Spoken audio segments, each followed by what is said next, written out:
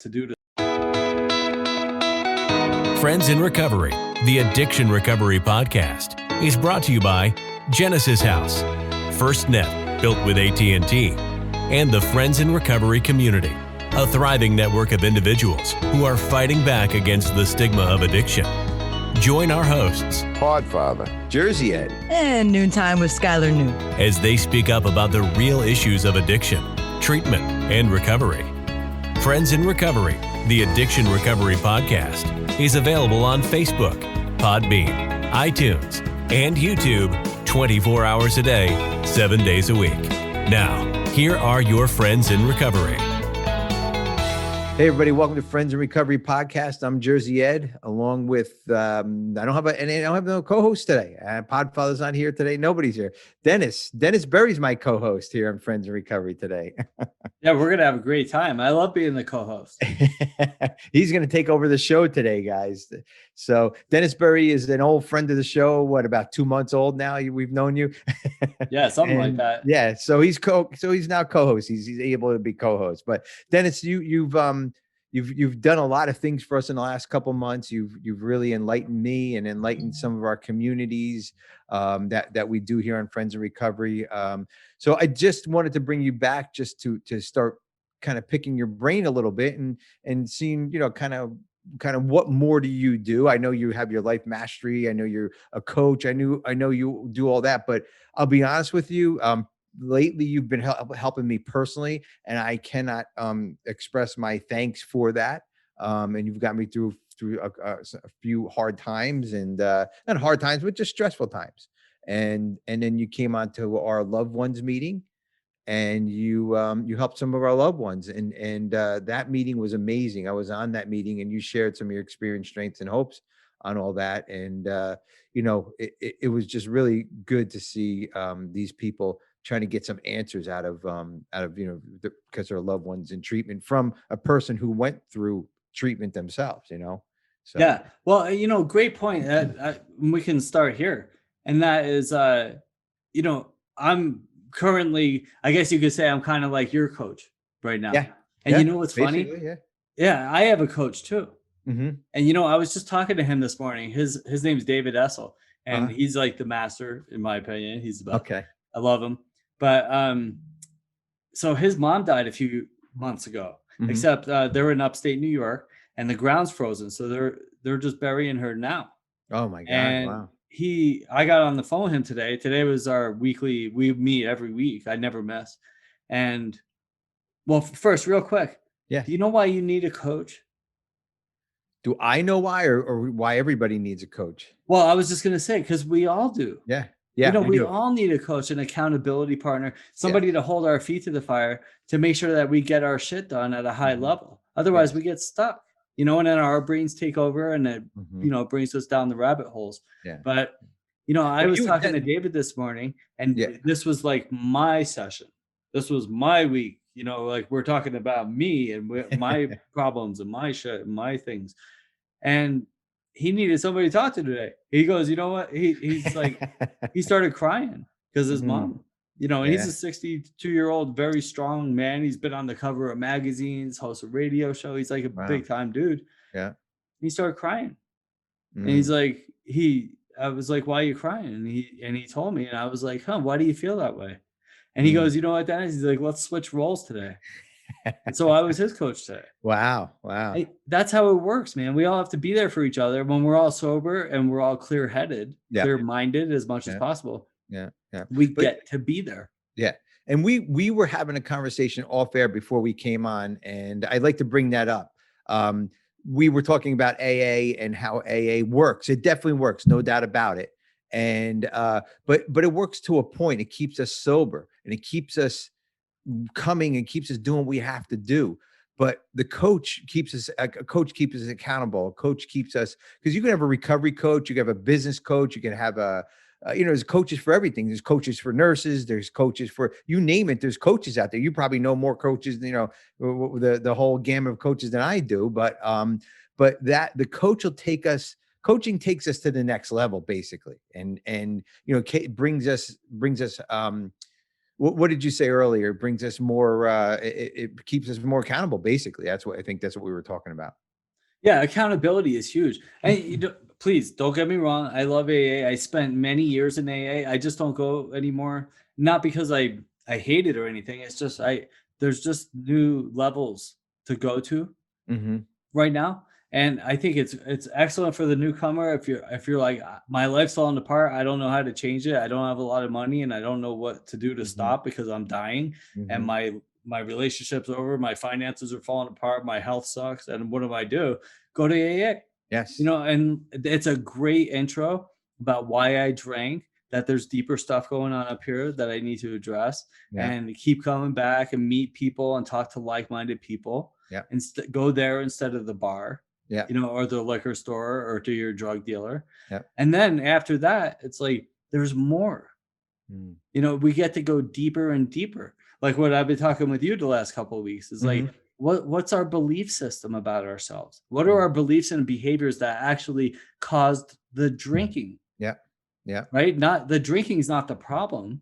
The drinking is what I'm using to cope with the real problem, which is my thinking. And until I straighten my thinking out, yeah, I may not drink. I may or may not drink, but I'm not as happy and productive as I could be if I'm working on the real problem, which is my thinking. Yeah. Yeah.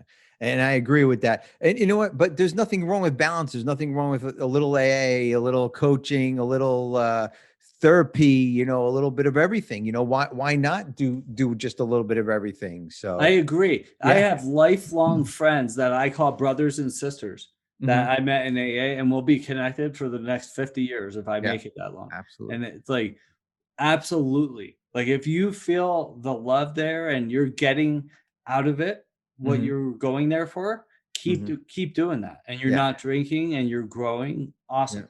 Yeah. Please keep going. Yeah. And absolutely just keep going. But Dennis, how can coaching enhance? Let's take this route. How can coaching enhance our AA program? I can tell you just over the last couple of weeks I've been working with me, it definitely enhanced my program, my program by getting me out of the stinking thinking, by not that I'm going to go drink, but I could do something stupid. You know what I mean? Just be an asshole to somebody or just not be a good human being. I strive every day to be a good human being. That's what my coach, by talking to you or like I was telling you earlier, I belong to this 30 Days of Excellence with Jesse Eisler, BYLR, Building Your Life's Resume. And I put all this together, but I also plug in AA along with all that. So what can a coach add to the AA? Awesome question. And that's a loaded question. Of course. There's so much. We need to fill some time. So you go. Yeah. I mean, there's a lot we could talk about, but really, when we look at if you're watching the video, I have what's Life Mastery School here. And one of the things I'm doing is I'm putting together this series. Well, I have been, and there's a bunch of videos up there, series of free videos, and they're on my website to help you, to help guide you through some of these tough, challenging times. The first series is called Addiction Recovery Series. And there's over 20 videos, I think, on addiction, navigating early sobriety and recovery, dealing with relationships, codependency, health problems, relationship things.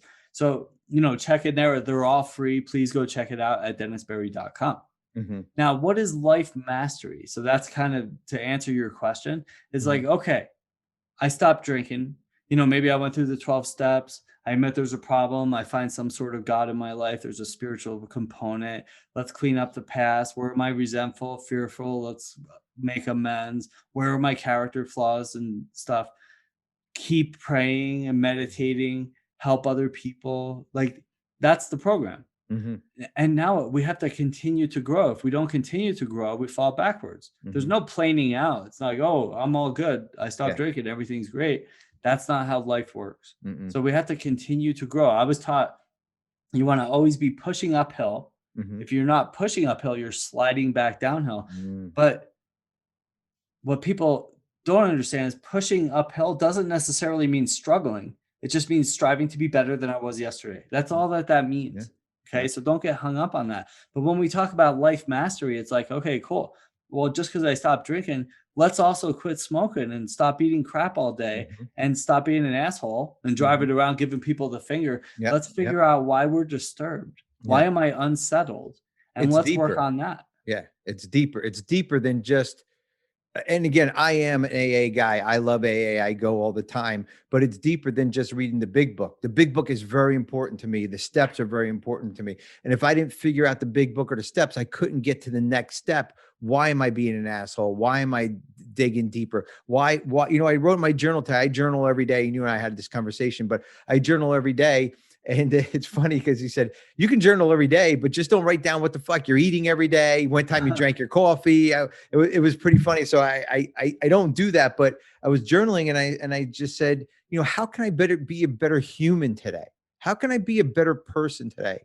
It was nothing mind blowing or anything, but to me, just writing that down, how can I be a better human today? That made me think a billion things, just a billion things. And that's what you like, just exactly what you said. You know, you're pushing uphill slowly.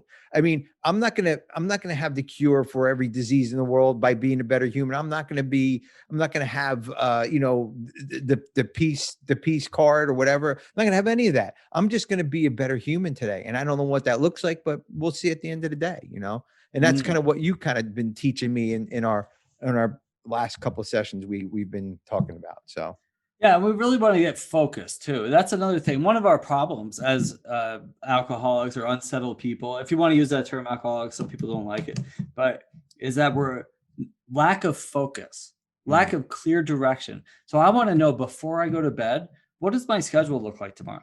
So when I wake up, I can hit the ground running. I have clear focus on one thing, because if I don't know where I'm going, I might end up someplace else.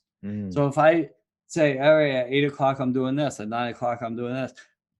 What is our goal that we're working on? So I'm not sure what we talked about last time, but we like to focus on the one thing. We want to find a goal that we're working on that's going to drastically, radically change our lives. Because otherwise, if I have all these thoughts in my head, swirling around in my head, I want to write a book, I want to start a business, make more money, fix my relationship, lose 30 pounds. It's overwhelming. Let's pick one of those things and just crush it at a high level and change our lives. And so once we establish that one goal, you know, and that comes from, let's look at our life. Let's look at and this is what I had you do. What's my beliefs about myself in those areas? How do I feel about my body? How do I feel about my romantic relationships, my friendships, and my family relationships, my career, my finances, and my spiritual life? Those cover life pretty much, those 6 categories. How do I feel about myself in those areas? And then where do I want to be in those areas? So if I feel like I'm 30 pounds overweight, I want to lose 30 pounds. So now we have a goal. If my finances are like this, I have $10,000 in debt and I want to save $100,000. Now we have another goal. So, you know, my relationship sucks. It's in the crapper. We don't connect anymore. I want to fix my relationship. That's another goal. So establish a goal and then create steps to get that done, specific steps on a daily basis. And one of those things is writing, like you're talking about. And what I said was, you know, when you tell people to just journal, make sure you journal every day. All right, well, when I wake up, I had eggs for breakfast and then I went for a walk. Like that gets boring and there's no real path to getting your goal accomplished. So we want to be specific about what we're writing and how it's going to guide us throughout the day to get our goals done. Right. So that's what I was talking about there. And that's it. And whatever that goal is. But here, the thing also, Dennis, goals are great. But like you said, we have to be accountable for getting to those goals. We have to put, what's the saying, dreams without oh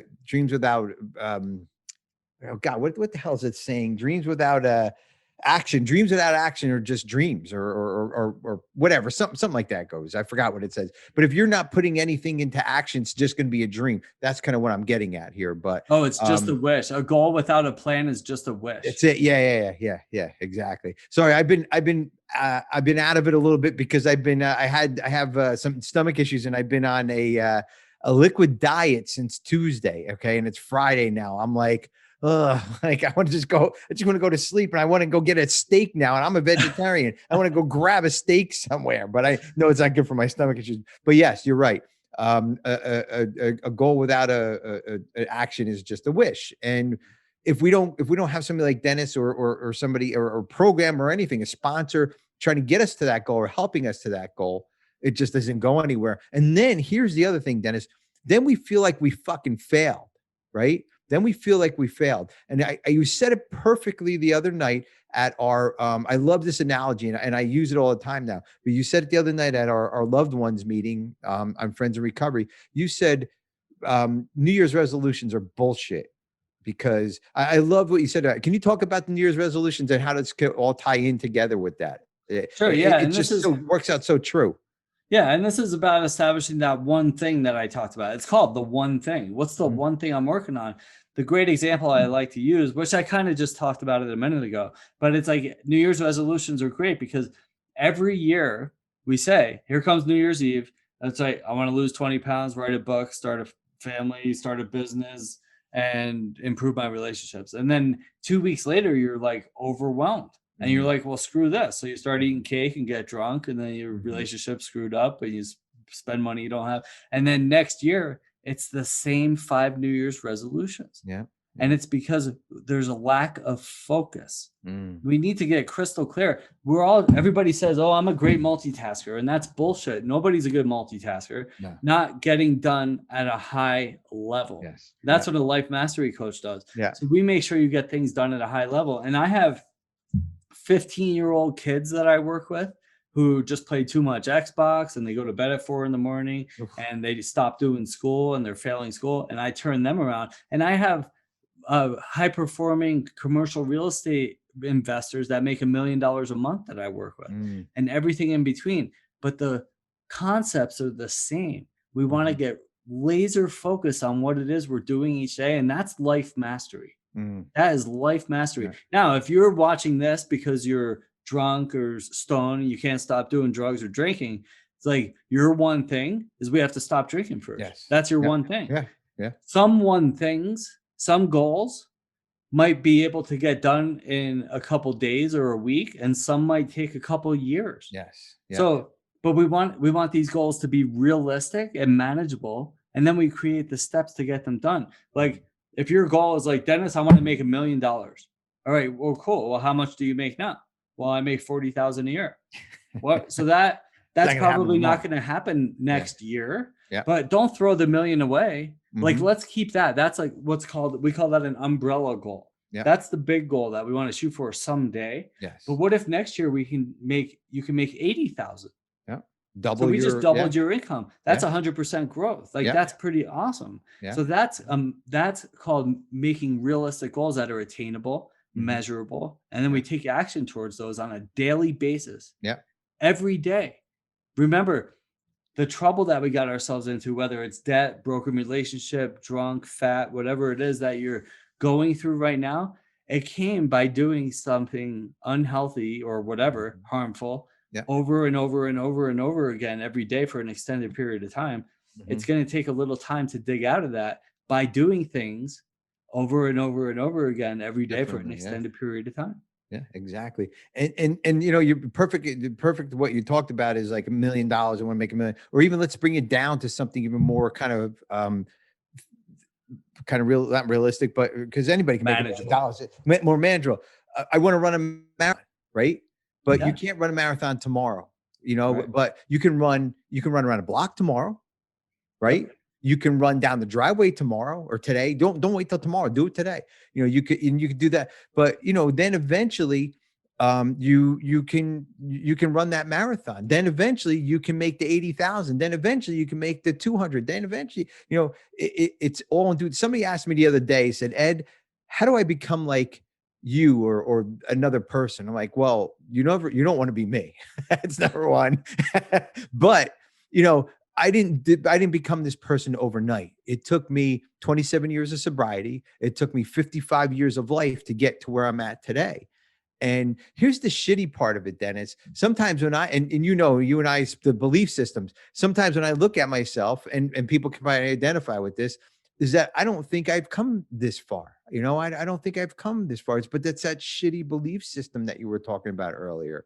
And it's not true, So also when you're accomplishing your goals, have somebody that can keep you accountable, number one, and also keep you like you said, even laser focused on your accomplishments, laser focused on who you are and where you come from, because 27 years ago, when I got into recovery, I had my wife and we were on government assistance. We had WIC cheese and milk. And, I was handing the little coupons in at ShopRite, 27 years ago, and now I'm debating if I should sell my house or not to making a profit, we have to think where we came from. Let's be grateful for the steps we're at and not be so hard on ourselves for some decision that we made today that's going to make a better decision for tomorrow. Because the decisions that we make today, we don't know where they're going tomorrow. We don't know what's happening with them. And that can take us into God knows where, and and again, you helped me through some of that stuff. So I want to thank you for all that. And,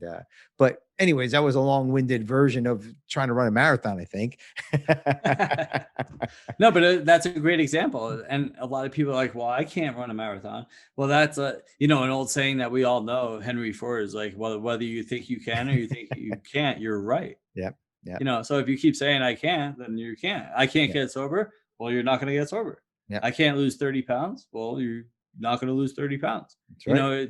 You make a choice, and those come from what we talked about, what you just mentioned, your beliefs and your behavior. What is your belief system? Where did it originate? Most likely when you were like 4, is where we get these beliefs. Our subconscious mind was programmed back then when we were a little kid, when we saw mom or dad yell at mom, and we're like, oh, well, that's how relationships are supposed to go. Yeah. So then, from the time we're 4 years old, and when we're 20 or 25 years old, we get into a relationship and we think we're just supposed to yell because that's what we were trained to do. Yeah. We don't know different. So to undo, or somebody when you're young says that you can't win that race. You can't be on the football team. You can't get straight A's in high school. You can't have that job. So you start believing that because that's what you were told back when your brain is malleable between the ages of 0 and 18. Yep. And you start developing these belief systems. Yeah. So and then you carry them around for decades. So in order to transform that thinking, we need to do some work. And it comes from writing specific things, like how to shatter those belief systems and then become confident, self-assured, and then practice self-love, self-care, self-respect. And how do we do that? Well, stop smoking. If you're drinking and if you quit drinking, stop smoking. Quit eating a pound of chocolate every day. Quit harming your health more, and you're going to be able to become more successful and run a marathon and make $1 million a year and have successful relationships or attract the love of your life into your life, into your world. So that's what life mastery is. It's like, let's remove the initial problem, which is I can't stop drinking and it's killing me.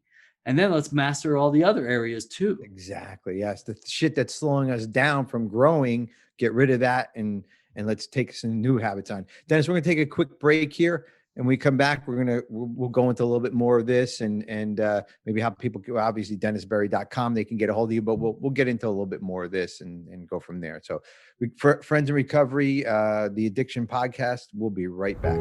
You're first to respond, first to put others' lives before your own.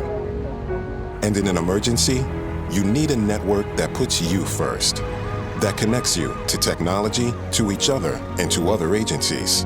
Built with and for first responders. FirstNet, the only congressionally authorized wireless network for first responders. Because putting you first is our job. Since 1992, Genesis House has been helping real people heal from addiction on their private recovery campus in beautiful Palm Beach County, Florida. Their family-owned program is accredited by the Joint Commission and offers detox and dual diagnosis treatment in a comfortable and confidential setting. At Genesis House, they focus on treating the underlying causes of addiction. Their comprehensive approach includes psychiatric care, individual and small group therapy, trauma healing techniques, and holistic care including yoga, massage, and animal-assisted therapy. After treatment, their clients enjoy the lifelong support of a nationwide network of Genesis House alumni. Call Genesis House today at 1-800-737-0933 to speak with someone who understands. Visit them on the web at www.genesishouse.net. It's time to start your journey to a long and successful recovery.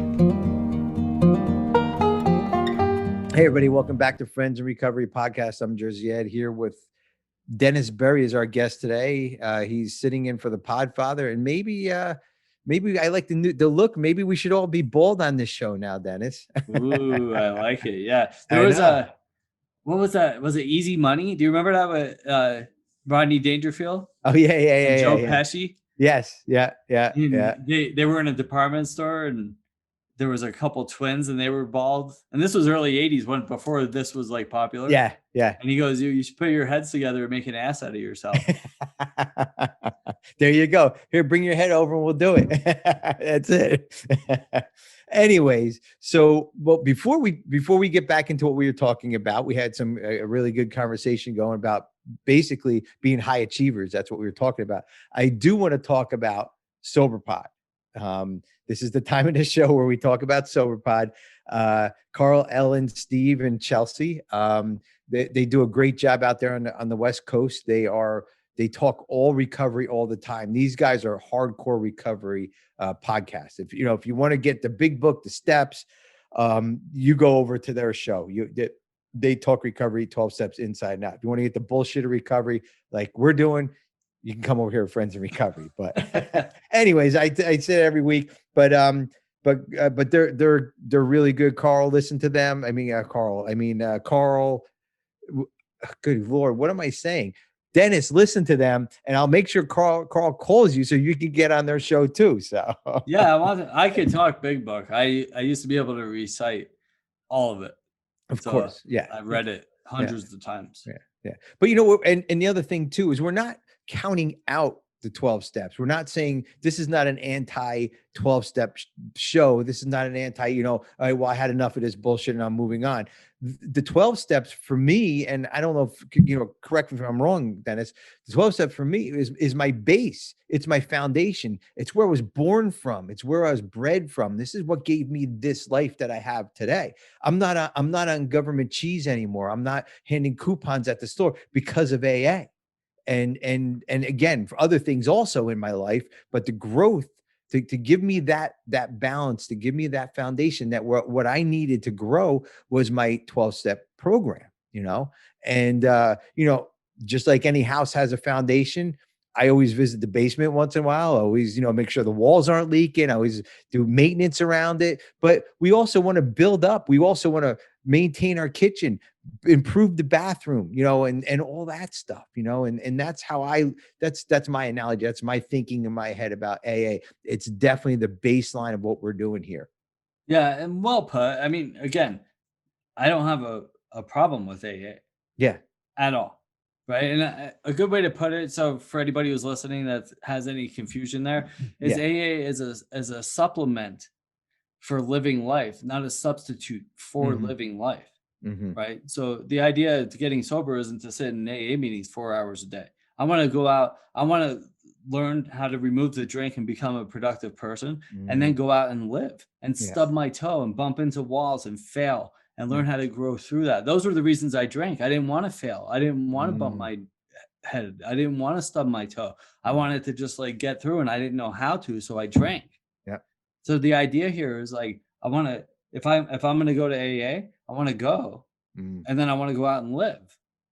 Right. And if I don't know that beyond AA, if I'm not learning that there, then I need a coach or somebody to push me in that direction to get to where I want to be.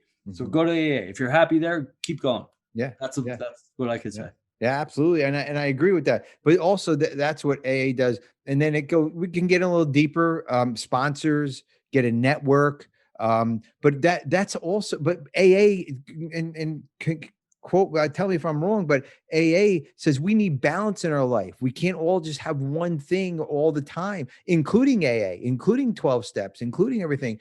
We come to AA to live. We don't come to AA just to listen. We come to live. We take all those principles that is given to us and bring them out to the world and live our lives, And, Absolutely. Yeah, I love that.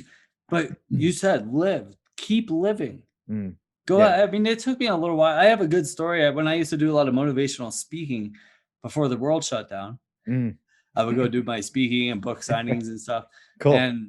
But this story where I went to Belize, and it was my first trip outside of the country by myself. And I was 33 years old because I'm an old ski guy. I used to live in the mountains and I bounced around to a lot of mountains, but I never really went out and saw the rest of the world. And so this was about two years into sobriety.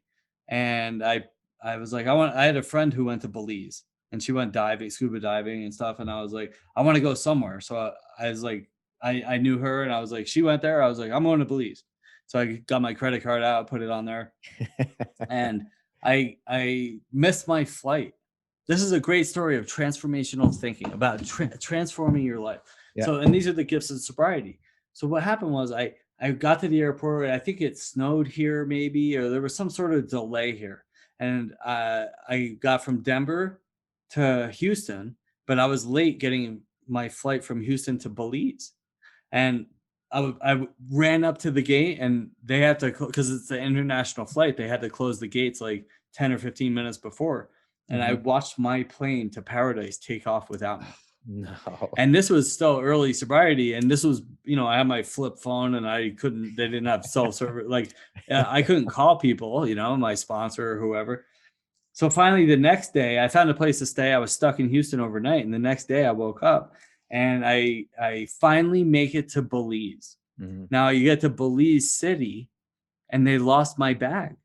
So I'm in Central America all by myself with shaky sobriety, not really sure what's going on in the world. And I get into Belize City without my bag. And there's in the airport, a huge liquor store.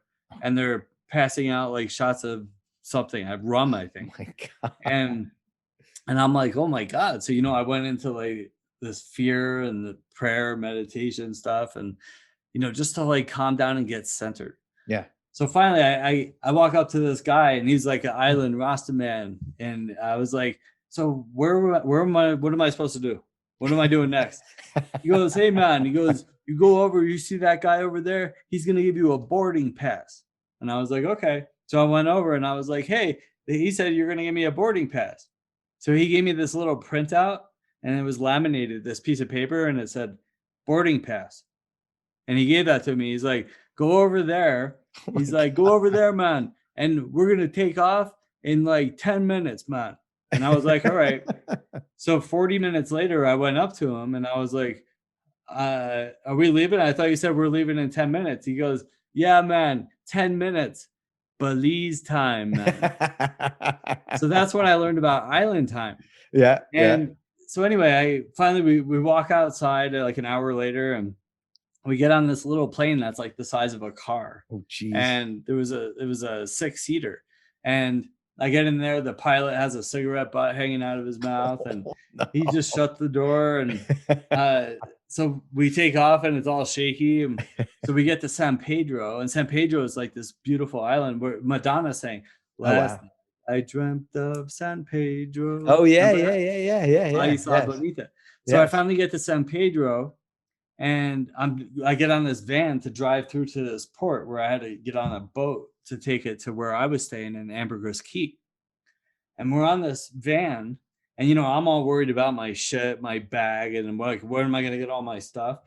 So we stop at this little stop sign and there's this little girl standing there, barefoot, dirty, beautiful little girl, big, big brown eyes. And we just caught each other's eyes and we just stared at each other. And after, it felt like it was like 20 minutes, but it was probably like 20 seconds. Yeah. And we just looked at each other and all of a sudden she just like shook her head. She shook her head and she smiled at me. And I just started crying. Oh my God. I realized like all the stupid shit I was worried about and all these things I needed, I didn't. She was worried like, is she going to eat today? Yes. Yeah. And so finally we get on this boat, make it out to Ambergris Key to where my resort is. And I didn't know what I'm doing. And this guy, I went down to the activity shack, which was right in front of my room. Okay. The Caribbean's right here. Gorgeous, beautiful blue water. And I walked down. I was like, what should I do? And he's like, you should scuba dive, man. And I was like, scuba dive, that's like a big fear, right? What about sharks and all this shit? I was like, okay. So he gave me a DVD player and a book. He's like, read chapter 1 and come back tomorrow morning. Oh my God. So I did. And luckily I did, because I got on the boat the next day.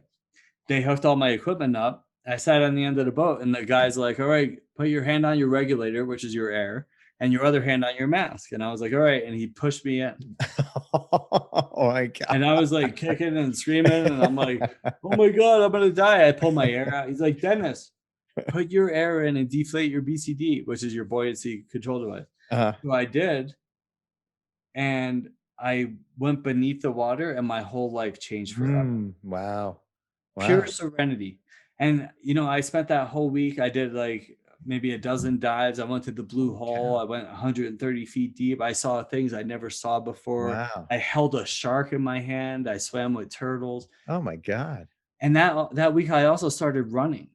And every day I would run down the beach, and there was this guy, this kid, a local islander guy, and his job was to sweep the seaweed off of the beach for us lazy Americans so we can enjoy our vacations.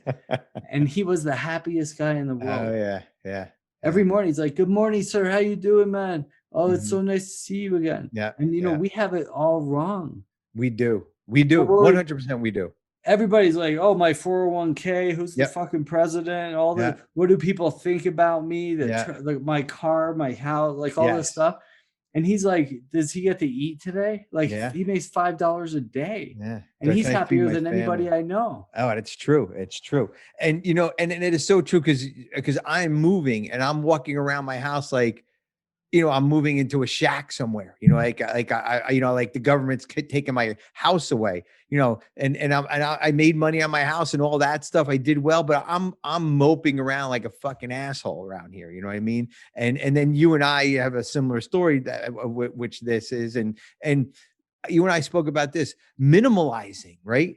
How great is minimalizing? When I got to get rid of, and this goes in turn to what your story was about all the island people, how they just live on that time and that time on island time, right? And that was the other thing, is just minimalizing and just decluttering your life. I mean, if exactly, breathing, just getting rid of clothes, just getting rid of useless clothes that somebody else could wear in your fucking closet makes you alive. I'm telling you, try it, guys. Dennis, who were the guys you were talking about that you told me to watch? The Minimalists. Minimalist. Yeah, they have a great podcast. You can look them up. That's another good thing. But you're right. Us as Americans, we want 5 cars. We want, you know, we want 10 houses, and we want, you know, 30 rooms and 26 bathrooms. And, you know, there's only one person living in the house. I mean, what sense does that make? You know, and it's all ego. Exactly. It feeds the ego. And that brings us back to let's talk about the foundation of AA, the foundation of life, the foundation of living. That's not what that's about. That's the basement is the foundation, right? That's where you start off, in the basement, and you get to build this wonderful life.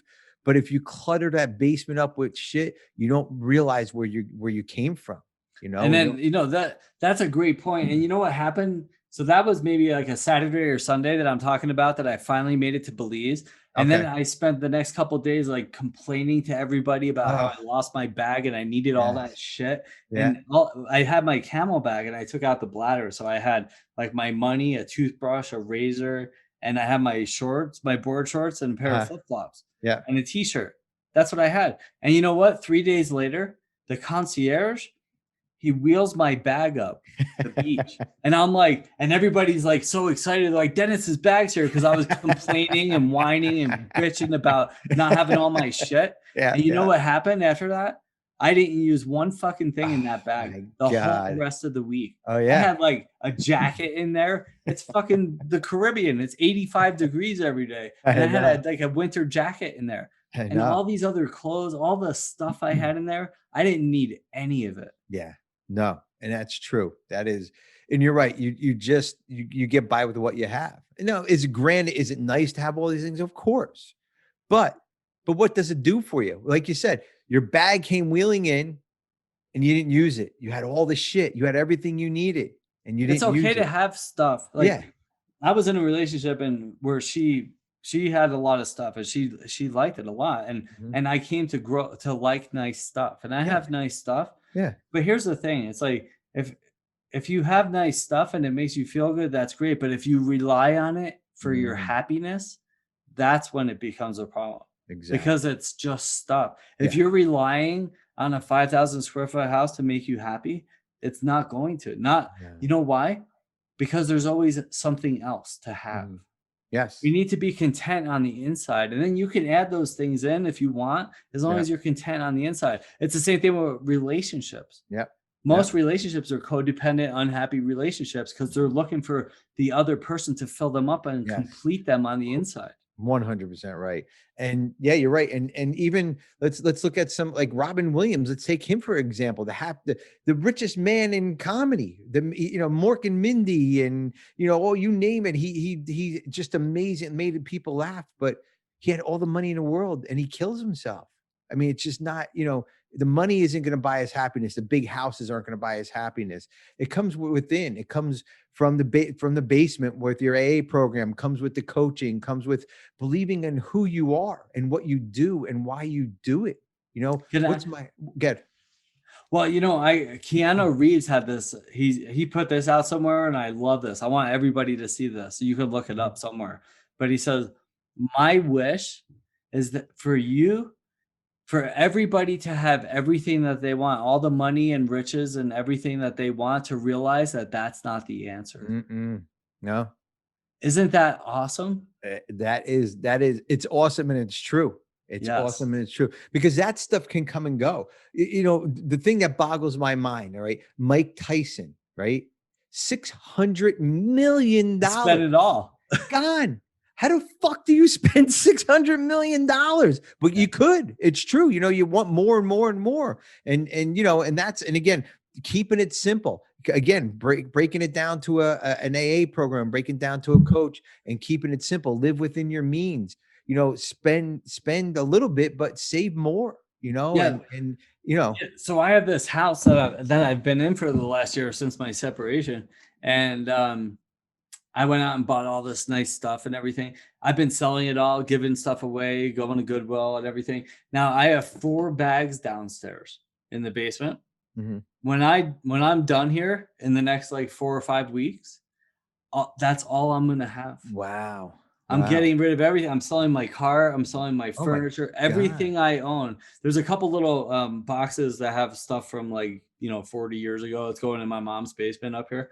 But everything else, I'm going to have 4 bags to my name. And one of those is full of scuba gear. So that's like really heavy. But that means I have 3 bags, right? Personal stuff. Of personal stuff. That's all I'm going to have to my name. Good for you. Good for you. And are you moving? Where are you moving to? I'm moving to Playa del Carmen, Mexico. Wow. So Paradise. You're leaving the country. I am. Yeah. Wow. Yeah. New chapter 49/50. Good for you. Good for you. So we can do anything. Think about it, Dennis. Think of where you came from. Think of what your life was. And now look what you're doing. You had it all. You had the 500 square foot home. You did all this. And now you're saying, okay, I'm just going to get up and go, and I'm going to go to Mexico. That's amazing. But that doesn't come with just being mediocre. That comes with putting a lot of work into your life, doing a lot of things that you didn't want to do, growing, crying, learning, pushing through things, that steady uphill battle that you did, to get to that position to where you're going to be comfortable, even if you only have 3 bags of shit. Love it. Well put. Yeah. Love and it takes time to get there. Like I have to say, I've been in the last 18 years of sobriety. I've been to every island in the Caribbean. I've been to parties, beach parties, bars, clubs, and I don't like going to those places anymore, but I went because of the people I was with. But I went because I can, because I have choices now. Yes. And I take care of my health. So when somebody's like, because in Colorado here, we have like 14,000 foot mountains. So we call them 14ers. And somebody's like, you want to go hike up a 14er? And I'm like, sure. And I can, because I'm sober and I take care of my health. I have choices. If somebody's like, let's go scuba dive, and I can, because I'm healthy. If somebody said, let's go on a 30-mile bike ride, I can. you know, because I have choices, because I'm sober and I choose to take care of myself. Exactly. And, you know, all this didn't happen all at once, because I did 31 years living a harmful life. And so I had to undo a lot of that, and undoing that and transforming your life takes time, because, you know, undoing 10, 20, 30 years of harmful behavior takes longer than a few weeks of not drinking to do. It takes transformational work in order to get to that point in life. Oh yeah. And again, if you listen and you're in early sobriety, guys, don't think that this just happens overnight, or just because you have 2 years or 5 years and you're not where you are today. You will get there as long as you keep pushing through what you're doing. Hire a coach like Dennis. Read books, all the self-help books out there that you can get. You know, email me. I'll send you a bunch of good books. And Dennis, I'm sure you'll, you have a bunch of good books that people can read, but do something to take you to the next level. Get up to the next, get up to the next plateau, and then the next plateau, because that's how we did this. And 2 years into recovery, I was thinking like, I'll never have 5 years. 5 years into recovery, thinking I'm never have 10 years. 10 years into recovery, I'm not gonna have 20 years. 20 years, you know what I mean? It's just like, how, and then here's the thing: enjoy the fucking journey while you're going, because that is the most important part of this whole thing. Because now when I look back at year one, I'm like, where the fuck did 27 years go? How come I didn't slow down through those years? How come I didn't just take it easy and enjoy each? I did, but I should have slowed down a lot more. I was working a lot. I missed my family growing up. I traveled all over the place for work. But you know what, guys, if there's something I can tell you, is slow down and enjoy your life at this point, and enjoy the journey. That's my outcome of everything. Yeah, there's a good saying. It comes out of the Tao teachings, the Tao, Tao, the Tao. But it's slow down to get there faster. Yes. Oh yeah.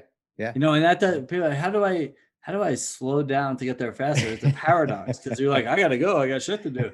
But when you go fast, the way because we want instant gratification. That's why we like drinking. I'm overwhelmed. I'm full of fear and insecurity. I don't know how to handle it. I could take a shot. Yep. And I could feel it going down my windpipe, and I can feel like my problems going away. It was instant gratification. So I have to learn how to slow down. Yeah. I have to learn how to put work in on a daily basis and let life unfold, rather than just jumping into it and having to have everything at once. Then I get disappointed when it doesn't turn out the way I want. I make mistakes, and I have to do things over. Yeah. So slow down to get there faster. Yes. That is so true. That is so true. Well, Dennis, thank you so much for coming on the show. I mean, I'll go another 3 hours if you want, but also I think I'm coming on your show in a couple weeks. You are, yeah. And then I can come back and we'll talk again sometime. I'd love for you to come back. This was great. Thank you so much for coming on. Dennis Berry, from dennisberry.com. Please look him up. Amazing coach, life mastery. You want me to keep going? Well, no, I was going to say, if you hit my website, dennisberry.com, you can schedule a free session with me and we'll just talk. So if you're struggling to figure out how to get it to the next level or the first level, just give me a call. We'll set up a free time to chat. We could Zoom and look each other in the eye and talk for a little bit. There you go. And listen, guys, I can tell you firsthand, me and Dennis only known each other for a couple months now, but the time that I known him, he helped me through this situation like you wouldn't believe. And it gave me a new perspective on life. Look him up, dennisberry.com. He'll help you get to the next level, no doubt about it. In recovery or not, it doesn't matter. If you're listening to this and you're not in recovery, Dennis is available for that also. So, Dennis Berry, thank you so much. We really appreciate it. Podfather, we miss you, and hopefully we'll be back next week. And that is it, guys. Friends in Recovery podcast, and we'll see you next week. This concludes this episode of Friends in Recovery, the Addiction Recovery Podcast. Thanks to Genesis House, FirstNet, built with AT&T, for supporting those on the path to recovery and keeping this valuable resource free for all our friends in recovery. Follow us on Facebook for past shows and updates, and enjoy free access to twice daily support meetings. Brought to you by Genesis House and the Friends in Recovery. If you can't get enough of Mike, the Podfather, Jersey Ed, and Skylar, you can catch them on Answering the Call, the First Responders Podcast, available on Facebook, Podbean, iTunes, YouTube, iHeartRadio, and GenesisHouse.net.